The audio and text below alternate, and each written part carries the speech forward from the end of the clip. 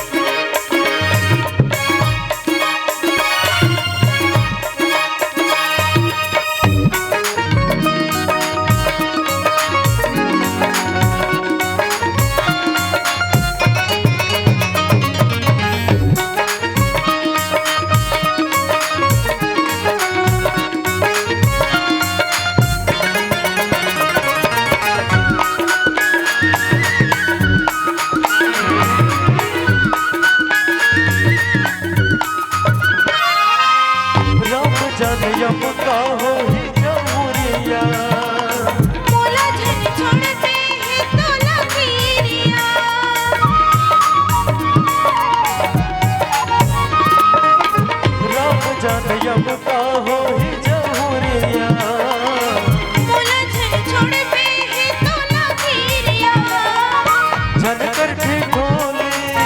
ऐसन तोर बोली माझियरा मोर घबराते मोर मन कोयली कुहू कुहू बस तोर से गीत गाते मोर मन भवरा कुनुन कुनुन बस तोला गुन गुनाते सुन राजा सुन सुन सुन कनी सुन सुन कर सुरताया पड़ आते मोर मन भवरा कुनुन कुनुन बस तोला गुन गुनाते मोर मन कोयली कुहू कुहू बस तोर से गीत गाते सुन गए सुन सुन सुन पाए सुन सुन तो हिला सपना थे मोर मन कोयली कुहू कुहू बस तोर से गीत गाते मोर मन भवरा कुनुन कुनुन बस तोला गुन गुनाते हाँ तोर से गीत गाते हाँ तोला गुन गुनाते बस तोर से गीत गाते बस तोला गुन गुनाते हाँ तोर से गीत गाते बस तोला गुन गुनाते बस तोर से गीत गाते हाँ तोला गुन गुनाते